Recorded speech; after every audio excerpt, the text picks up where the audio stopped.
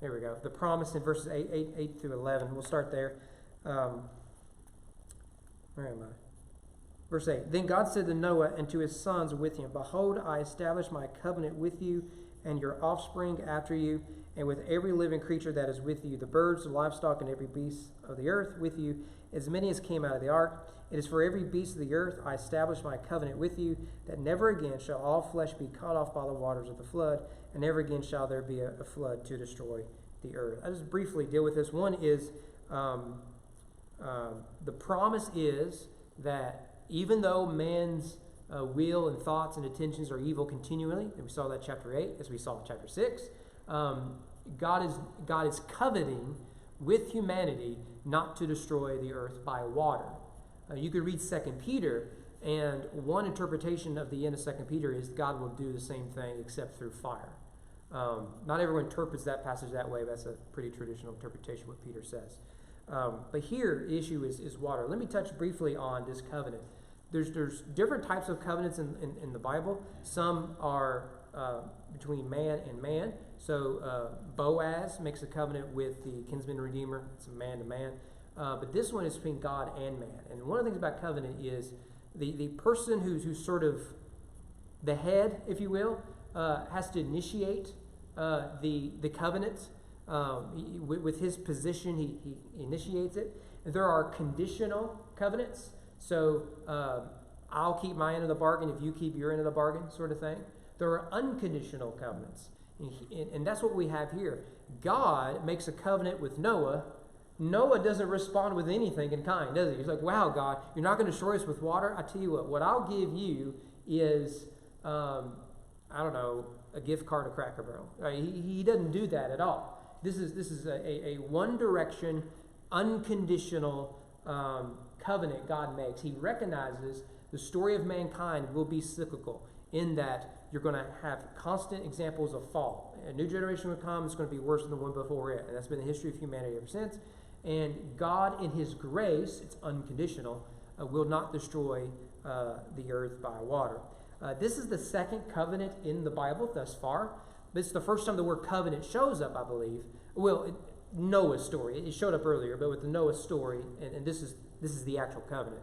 The first covenant is the marriage covenant. The word isn't used in Genesis 1 or 2, but if you take the rest of the Bible and how it speaks of marriage, not to mention historical interpretation, marriage is a covenant.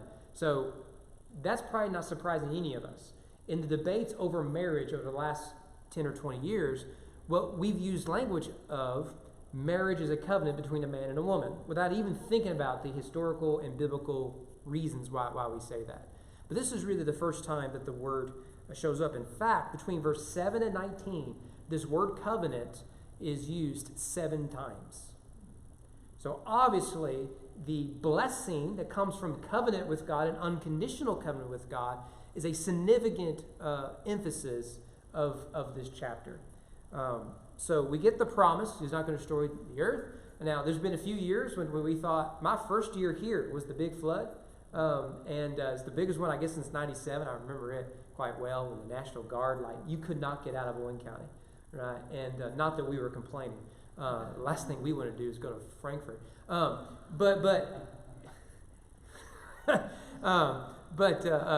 have been times, there was a real bad flood in Breckinridge County. We had a bad flood one year which shut down the beaches and the lake and all that. The next year was the drought, shut down the beaches and the lake and all that. So they had 2 years they had no economy basically in Breckinridge County. It was just quite serious for local economy. So much of tourism comes into Grayson and Breckinridge County because of the lake. You don't care. Second thing we see here, maybe. Hey, Brody, will you help me on the soundboard thing? I think there's probably a button you have to push, or a pop-up came up. I got the Norton pop-up earlier. Is that Norton software? Yeah, that's what it is. Click out of that. There we go. All right, thank you so much. The sign, verses 12 to 17. Let's read it quickly. And God said, "This is the sign of the covenant that I've made between me and you and every living creature that is with you. For all future generations I've set my bow in the cloud, and it shall be a sign of the covenant between me and the earth.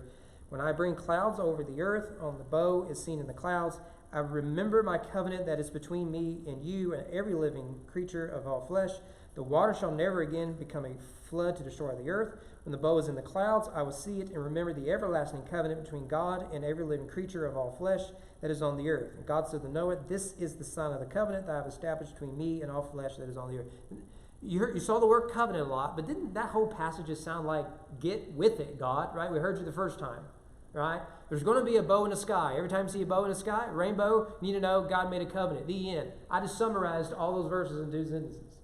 And remember, in Hebrew, you don't have italics, you don't have underlines, bold letters, you don't have post-it notes in the sidebars pointing you to say this is really important, you need to focus on. You don't have any of that in Hebrew. What you have is repetition. For example, it was morning, or it was evening, it was morning the first day, it was good. It was evening, it was morning, the second day, it was good. It was evening, the repetition, that's important. Where Isaiah 6, holy, holy, holy is the Lord God Almighty. In case you didn't hear me the first 2 times, God is kind of holy. That's sort of a big deal. We get that in Hebrew all the time. So when you see repetition, it is important. We have the promise made and the sign given. This is common in covenants in the Bible. Here are a few of the signs that accompany covenants. The Noahic covenant gets the rainbow. The Abrahamic covenant gets circumcision. The Mosaic covenant, you get Sabbath observance. So that's a very big deal. So hopefully that shows you why Jesus healing a dude with a withered hand on the Sabbath is sort of a big deal. It's a sign he does not recognize the Mosaic covenant. It's kind of a big deal, right? If we have someone who says, I want to give my life to Jesus, I don't want to be baptized, and they say it in a church called a Baptist church, I think that's kind of a big deal, right? I mean, withhold my jokes. The new covenant, right? We get the Lord's Supper. We can do baptism. Lord's Supper is a big part of it, right? Because it has to do with not only my confession of faith, I've been brought into, so we think it's limited to believers. Also has to do with living in sin. If you're living in sin, let the cup pass, right? Then there's minor covenants in the Bible, particularly those between men. These would be, I mentioned Boaz earlier in Ruth 4. You remember what was the sign of that covenant? They exchanged sandals. I mean, can you imagine being a business dude and just, instead of like deer heads, you got people's shoes just lining up there, you know. Honey, today was a great day of business. Look at all these shoes I'm bringing home. And she'll say, Boaz, I'm tired of making you a left-footed shoe, right? Please stop doing this. In Genesis 15, there's an unconditional covenant God makes with Abraham. Right? He repeats the one from chapter 12, so we'll get to this. Remember, the sign is, you got the severed carcasses. If you don't know this, it'll be fun when we get there. God walks through them. That was a sign, a common sign at the time, which says that let what happened to these animals happen to me if I break my end of the deal. And that's an unconditional one because Abraham goes to sleep there in the very same way that Adam is put to sleep when God makes a covenant with him. And that is the gift of marriage, right? So there you go. The word sign is used there in verse 12. It's the same word in Genesis 1. God said, let there be lights in the expanse of the heavens to separate the day and the night. Let them be for signs of Jesus. It's talking about the sun, moon, and stars. Same word. Remember, we're retelling the creation story, and there's these little etymological and literary hints of that. And then there is the bow in the cloud in verse 13. Does anyone have a rainbow? Does everyone have bow? Wish Don were here. The message would no doubt say rainbow. Do y'all have? Rainbow. Is it NIV? You have NIV? You have King James? New King James. Okay, so you're almost righteous, just not quite there. And you've just given up on the not inspired version. No, I'm kidding all that. I like all of them. The thought for thought and the word for word translations I like. Yeah, the word is bow. It's the same word as in green arrow, bow. It's the same word. It shows up all over the Old Testament to describe dudes who go to war. Okay, I mean, it's bow season is the same word. To take down bandit. But obviously, I don't think we should read into that. I don't think God is using a military term. He's describing the thing that bows in the sky we now call a rainbow. The reason it's called a rainbow is it usually comes off because of rain, right? I don't mean to insult your intelligence, but the word is bow. I mean, I remember growing up reading that, like, why do we have rainbow when the word is bow, right? And he's got some Nerf gun up there in the sky, right? It's a rainbow. Now the question is, did rainbows exist before the flood or not? I'm just curious what y'all think. But you didn't even think of that, did you? Do you think Adam had a belly button? Don't answer that. It's like a goofy question. But it is an interesting question. You think about it. One, rainbows are a natural phenomenon. They happen when the sun passes through the water, right? That's why if you get the sun out and rain at the same time, you go hunting for a rainbow, right? When I was a kid, man, I was at the babysitter. We would not stop till we found that, right? It's the same phenomenon you get in a prism. Look through a prism, see the same colors, all that sort of stuff. Well, the issue is did it ever rain before the flood? It seems like it didn't. But even with that, you would still have the natural phenomena even in the dew or waterfalls or something like that. So the answer is both yes and no. I don't know if there was a rainbow literally in the sky, and at the end was a pot of gold and a leprechaun. But you would have seen the colors and everything else. You would have still seen a rainbow, maybe not the double rainbow that we're used to. But the reason I think this is significant, there's one guy I like. Keith, you probably really like this guy. I'm reading his commentary. He's got a book. He argues that the Old Testament is a polemic against ancient cultures, and I've tried to point some of this out. It's John Currid. His commentary is pretty good. It's not the best, but it's pretty good. But he'll take these little nuggets and say, this little detail is important because the Bible is responding to the cultures of that time. So you remember that we talked about creation, the sea monsters. In ancient cultures, the sea monsters are too great even for the gods. In the Bible, God creates the sea monsters, and he tells them where they can and cannot go. Right? There's a polemic going on there. We've seen this with the flood narrative. Remember, we read in some of those cultures' flood narrative that the gods were scared of the deluge. In the Bible, it's God who brings the deluge. He tells it when to start and when to stop. He turns off the spigot when he wants to. And he lets the plug out and the water goes. So it is polemic. I find this helpful when it comes to the rainbow.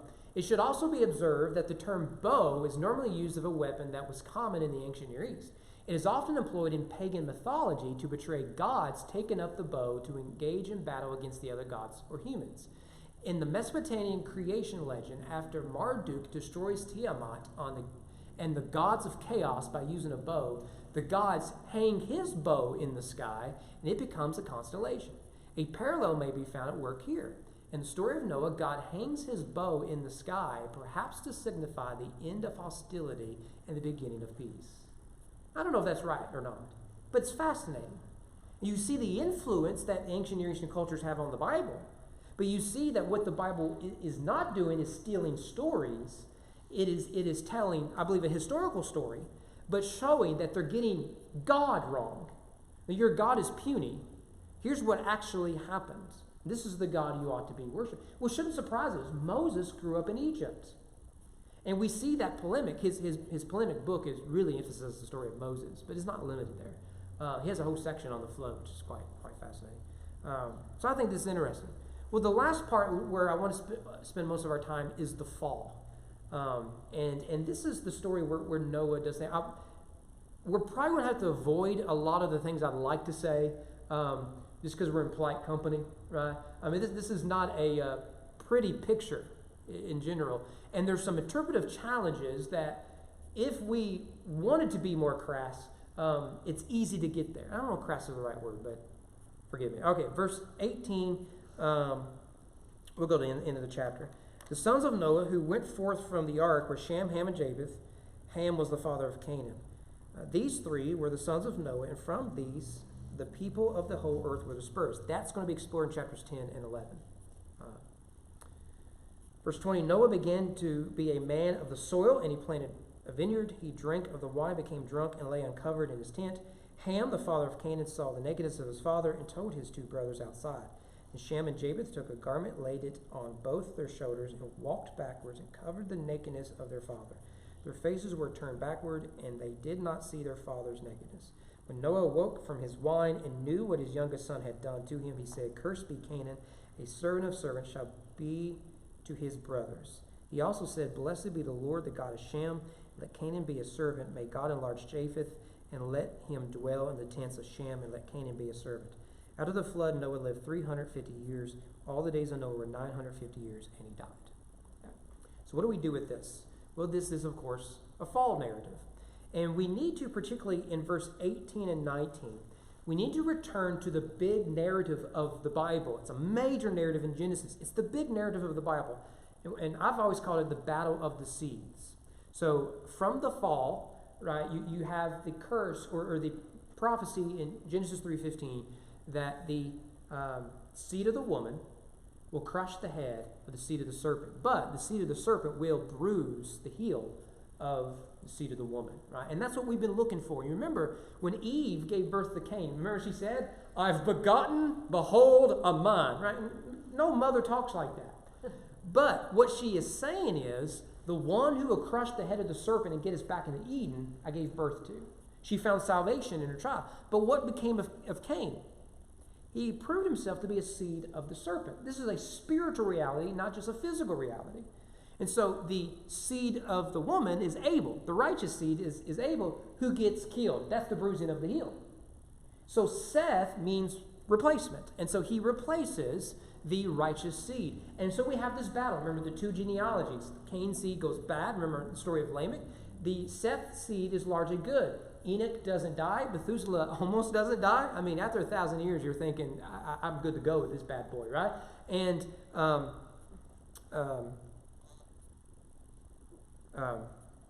is the fees, actually. Now I'm worried. To call them afterwards. Well, we get the same thing now. So we have 3 sons, like we had 3 sons before, and but one of them is of the bad seed. And so we have the same story here. In fact, notice it's picked up every time Ham is mentioned, he's introduced as Ham, the father of Canaan.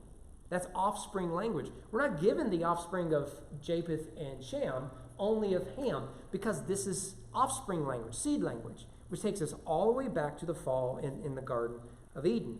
Verse 19, all the nations come from these 3 brothers. That will be laid out more in 10 and 11. So we'll cross that bridge. I don't know how we're going to do some of that because it gets quite confusing for me. Some of you guys find it fascinating. This matters for a couple of reasons. One, it's a repetition of creation there we talked about, but also because if we, all of us here, share an ancestry from a single person, that means that every person we meet, if you go back far enough, we're related to. Now, think about what I just said. In an evolutionary worldview, what you'll say is, me and the pigs share a common ancestry, therefore, they should be given certain rights. Hitchens has a whole chapter on this nonsense in God is Not Great. You would do the same thing with apes and monkeys and all this sort of stuff, right? So we have the dehumanization of humans for the sake of animal rights. This is PETA, right? Now, we believe something similar, just not as crazy. We all come from a common ancestor, human ancestor, Adam, yes, but Noah in this case, which means whether you're a descendant of Ham, Shem, or Japheth, we have the same father. That has massive implications. How we think about issues like race, ethnicity, gender, nationality, status, any of this sort of stuff. So to say that every nation comes from these 3 men has really important socioeconomic implications. How you treat the poor or the immigrant or the minority or whatever reflects what you think about your father, basically. And speaking of father, we get this story. It's the fall of Noah starting in verse 20. And notice that just as Adam fell through the fruit of a plant, Noah does the same thing. Isn't that just fascinating? Such good storytelling. And, by the way, this is the first reference to alcohol in the Bible. We'll have more to say about it Sunday night. I'll probably get fired after Sunday night. But we'll have more to say about it Sunday night. If I were in Breckenridge County, I would get fired. But you'll notice he's described as a man of the soil. Now, this demonstrates Noah is a farmer. Who else is a farmer in the Bible? Probably Adam. Curse is the ground, right, by which you work. He's told to work, as a farmer. He names the animals, works the ground. So is Cain. Remember, Cain brings the fruit of the field to God as sacrifice. whereas Abel is a gatherer. He's a hunter. Cain would be the gatherer.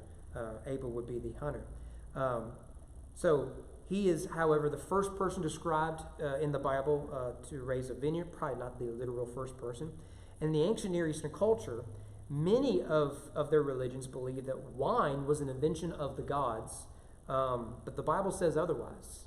It comes from the ground, right? And who created the ground and all the seeds and everything? It's God.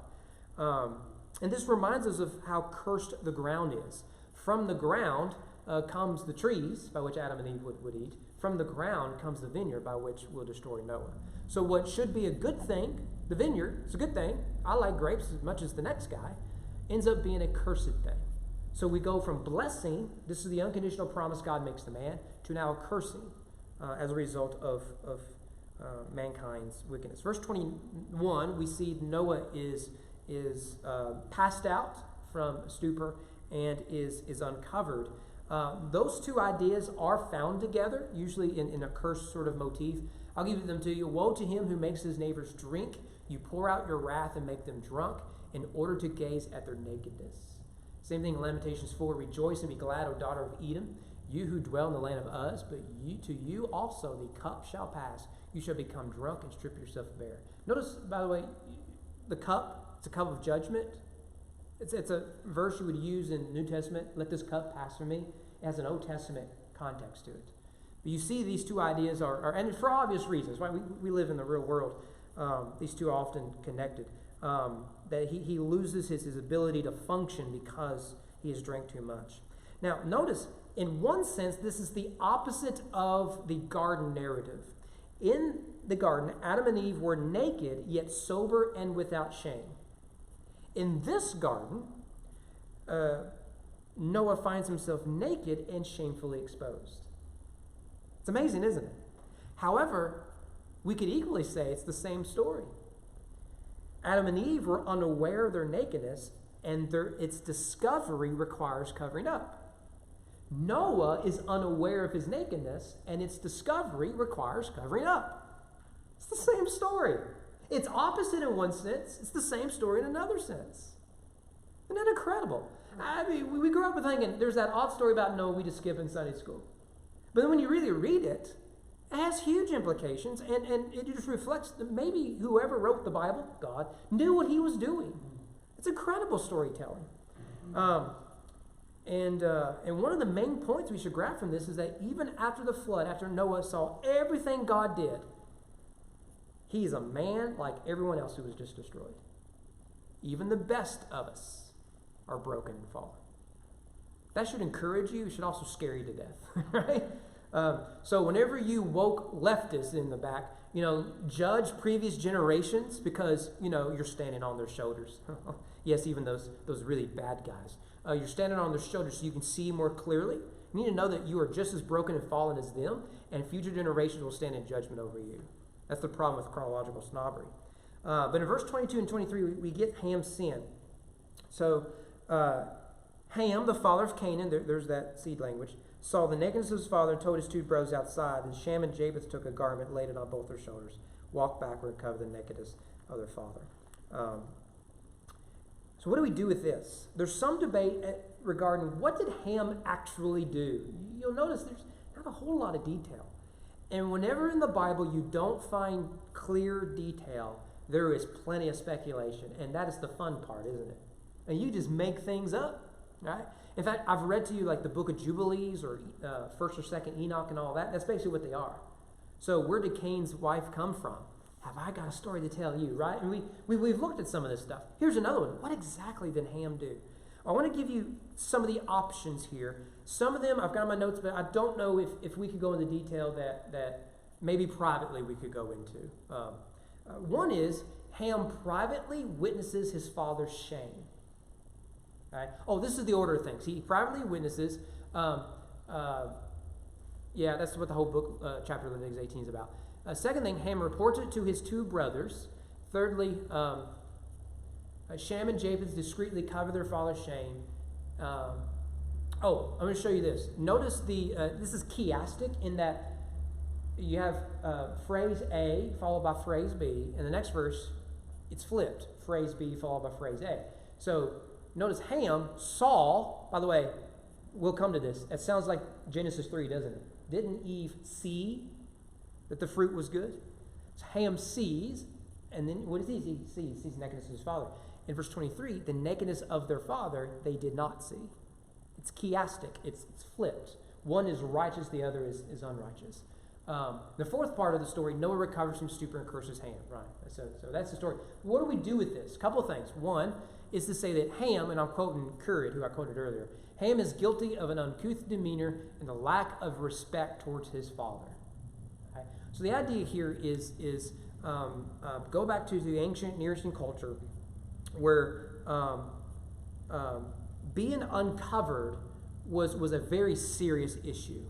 Right? This is why in the New Testament times, to gird your loins, King James language, love, you didn't do that unless it was necessary because you ran the risk of exposing yourself. So in a very modest society, not one we would recognize today, being exposed brought great shame and could ruin your reputation, essentially. So the idea here is that Ham sees this and brings shame to his father. This is disrespect and everything else. Yeah? I just noticed that if he'd seen his father like that, kept his mouth shut. Yeah. But they could have done it. Yeah. Just walked away and just, that'd been it. Yeah, so the real problem, now, Noah is responsible for his actions here. Right. But what do you do when given the opportunity? Had he stayed quiet, one, no one else would have known, one, and he wouldn't have been cursed. Because Noah wakes up and he realizes, because he's told. And that's really where the shame is now, notice, go back to the garden. What does Eve do? Eve sins, and then she immediately wants other people to be brought into her sin. Ham sins, and he immediately wants to bring other people into his sin. Eve says, I've got the fruit, you have the fruit. Ham says, I've seen something, now you see something. And go see the same thing. It's the same story. So yeah, had he just said, look, this isn't good, it's a shame, and I can bring it into the shame and not make it worse if it ends with me. But he doesn't do it. Very disrespectful to his father. But I think there's a huge application here. Maybe it's because I am a dude, I'm a husband and father, but we live in a culture where fathers are repeatedly treated as the ignoramus of the family. You watch any little kid's movie, and the dog is always smarter than the dad, right?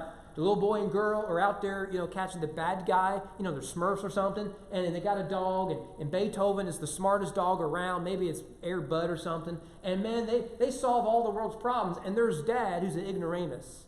I got done with this with a Home Depot commercial. This is years ago. I don't know if you can find it. But basically, the dad comes in and he's with his wife. She's saying, look, we need this, cut at this level, we need that, right? And the dad's like, oh, yeah, I guess I'll pay for it, right? And I just like, it was funny for a while. It's not funny anymore, right? Dads are treated, and men are treated in particular. No wonder we're absent from everything. No wonder. The world doesn't want us. The world makes fun of us. Now, it's one thing to be part of the joke and ha-ha, I love a good stereotype. But there's a limit to that. The second thing, perhaps, is Ham commits an indecent act against his father. Notice verse 24, that his brothers see what his youngest son had done to him. That language is cryptic, isn't it? Because you could easily say, well, it just means that he noticed and brought shame, right? He told the other brothers. Or there's a physical act involved. And there's plenty of options there. And because it's not clear, you can make up just about anything because someone else already has. The third option is Ham exploits Noah in his moment of sin and shame. Again, to be uncovered in the ancient world was a serious threat. And much as we might exploit someone's private lives, so too some surmise that is what Ham is doing here today. So if you can say, look, I've got a video of you, I've found old tweets of you, I've got whatever, and if you don't give me this position, if you don't give me this money, if you don't give me this power, this influence, whatever, I'm going to bring it out into the media, right? And I'm going to ruin your career, right? every drama has that in it somewhere, right? You turn on your television, watch your streaming service. If it's a drama, someone's going to do that to someone else, right? So it's blackmail, essentially. And maybe that is what he is doing. And so in covering his nakedness, the brothers prevent this. They are protecting his honor. The fourth is the connection with Eve. I've already hinted at some of this. Notice the similarities. They both saw and sinned. They compounded their sin by sharing it with others. I do wonder this. This is me sort of thinking out loud in my notes. Did they follow the same pattern? Remember that the pattern we see in the Bible, temptation, is lust of the eyes, lust of the flesh, pride of life. That language is borrowed from John in 1 John. So we see it in the temptation of Adam and Eve. We also see it in the temptation of Jesus. Jesus overcomes, Eve gives in. Notice here that Ham sees his father, and then the flesh, is it in terms of he can exploit this, or is it more of a physical shame that he brings upon himself in a physical act? So the lust of the flesh. The pride of life, he told his brothers. Very similar pattern you have with Eve. And fifthly, I put there's more at play here. And this is where it can get particularly detailed. One of those is the phrase, the nakedness of your father describes the marriage. And if you want to parallel, I'm just going to leave it as, if you want to parallel, turn to Genesis 19, don't do it now, Genesis 19, story of Lot and what happened to Lot after Sodom and Gomorrah with his daughters. And some say what you have in Genesis 19 is essentially what you have here. There, the fear is like our seed will not continue, so they uncover the nakedness of their father. Here you have something similar because it's over and over again, the son of Ham is Canaan, right? And whatever. So those are interpretations. If I had to pick one, I would lean towards the first one. That he's just bringing shame upon his family. But Noah ends up cursing Canaan through Ham, starting in verse 29, or 25 rather. Cursed be Canaan, a servant of servants shall he be to his brothers. Now, in one sense, Canaan, he's not an unborn grandson, but in the narrative, we haven't been given his story, right? In chapter 10, we'll meet him. Canaan, the son of Ham, gave birth to so-and-so.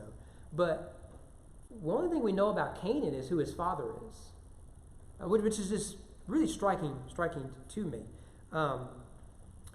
And Noah is saying, and these curses, you can read them as prophecies. I'm not sure that's the best way. You need to see them just as just curses. What you see is a generational sort of curse.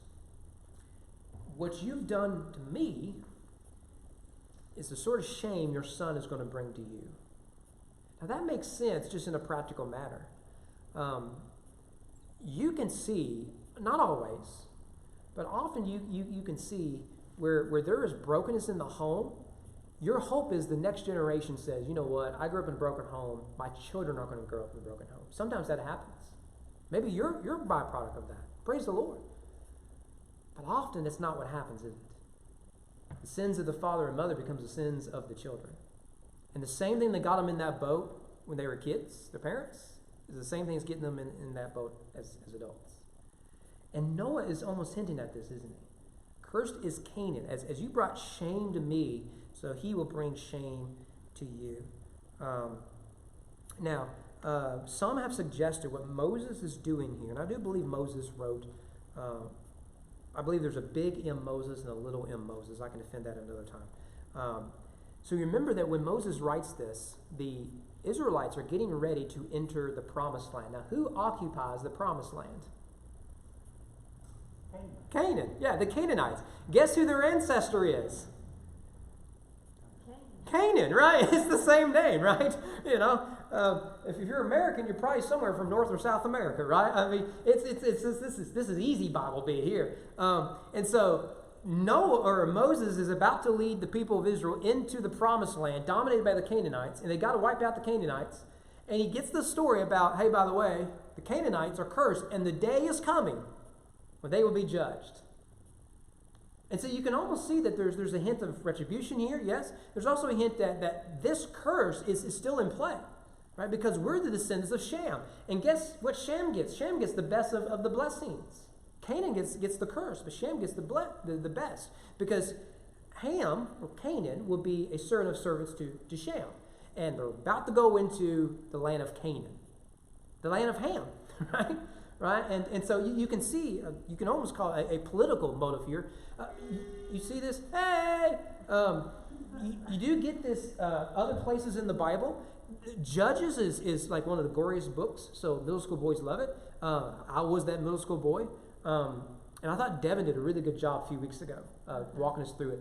The book of Judges ends with a really bad scene, similar to Sodom and Gomorrah, except the mob goes through the act. And the father responds by cutting his daughter in 12 parts, sending it to the 12 tribes of Israel, and civil war breaks out. Now, the tribe that committed that act were the Benjaminites. Now, after Judges comes Ruth, which takes place in the time of Judges. After Ruth comes 1 Samuel. That should sound familiar because we're in it. Who's the first king of Israel in 1 Samuel? Saul. What tribe is Saul from? Benjamin. You think there's a connection? The Benjaminites were the ones that caused civil war. Saul's a Benjaminite. So I do think you get this in the Bible at times. I really do. But nevertheless, so cursed, the word cursed here is the same word used of the serpent in Genesis 3:14 and Cain in Genesis 4:11. And so, again, it takes us back to the battle of the seeds narrative. Now, the reason we should point this out and keep it within the point of the Bible is, what do you do with the curse of Cain? I'll tell you what you cannot do with it, is you cannot say people of his line are by divine will slaves. So what you get in the South, in the Confederacies, they say, look, the Canaanites went to Africa. See, we're just doing what the Bible tells us to do. Well, if that was the case, then why were the Canaanites in the Middle East? It's the Fertile Crescent. They're not in Africa. Like on the next page, they're not in Africa. Okay, I mean it's the whole book of Joshua. They're not in Africa. It's an oversimplification to say that Canaan, Ham's child, is only this group of people. Right? That's not the case at all. And to suggest that God approves of stealing a people for slavery based exclusively on race. Slavery is bad enough. Racial slavery is particularly heinous, because it denies the fact that whether you're a descendant of Ham or Shem, you have the same father. It just doesn't work. You can't make it fit in there. But it was a common interpretation. After the defeat of Tyre by Nebuchadnezzar in 572 BC, the Canaanites play little to no role in the Bible, really in history. In fact, had Israel done their job, they would have been completely wiped out in Joshua. But as typical, they did not do that. And then we get the blessings in 26, 27. Blessed be the Lord, the God of Shem. Let Canaan be his servant. Remember that the context, they're about to enter the promised land. And they're giants, right? Well, don't worry about the giants. They're cursed. Verse 27, may God enlarge Japheth, and let him dwell in the tents of Shem, and let Canaan be his servants. I got one question for you. I have no answer to this. In verse 27, let him dwell in the tents of Shem. Who's the him? Is it God or is it Japheth? It's a small H, must be Japheth. Does Hebrew have big and small H's? I doubt it. Greek does, but our manuscripts are the uncials are all large letters, no spaces, and then there's others all small letters. So that doesn't help us even in Greek. But it's not there. And when I was in seminary, they didn't want us to capitalize church. So if you talk about the universal church, and they've probably changed this because that's America. And we weren't supposed to capitalize the H's when we said he or his, talking about God. It took me years to get used to that in seminary. I was in seminary 8 years, and by the 8th year, I finally stopped doing it. And now I can't start doing it again. Because people do get thrown off by that. Right? If you're using a pronoun for God, it better be capitalized. Well, Moeller didn't want us to do that. But it is difficult. And I don't know the answer to this. I've read both sides, and I do not know the answer.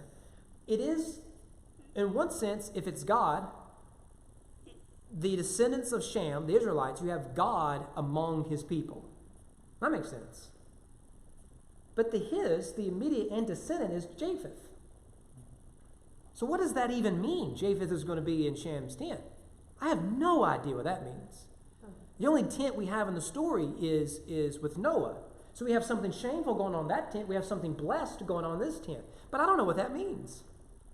So there you have it. I just gave you my seminary degree and told you we didn't learn that much. All those deep questions you have about the Bible, I probably don't know either. No. So, but then of course, notice how it ends. Verse 28. After the flood, Noah lived 350 years. All the days of Noah were 950 years, and he died. What does that sound like? Chapters 4 and 5.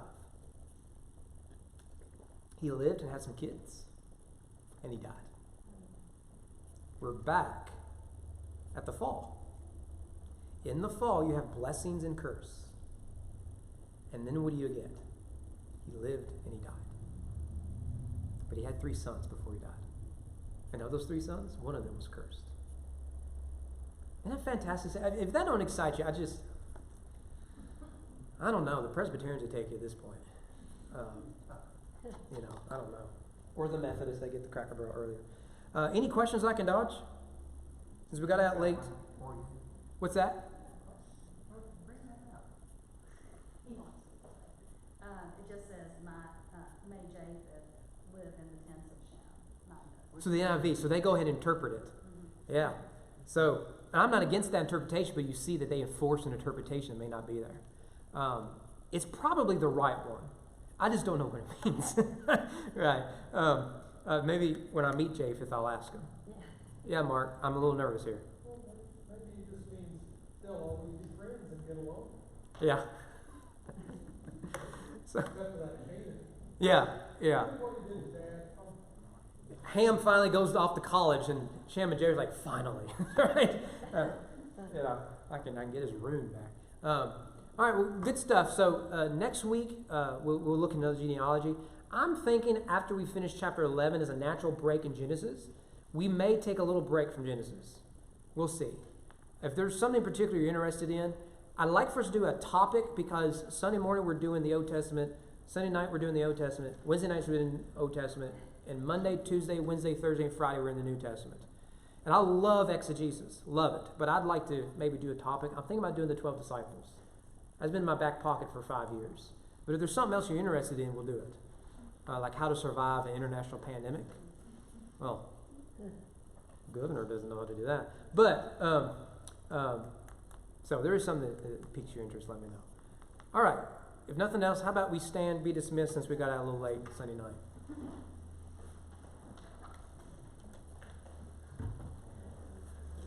How about Keith, since you're off work this evening, why don't you close us out in prayer? Yes.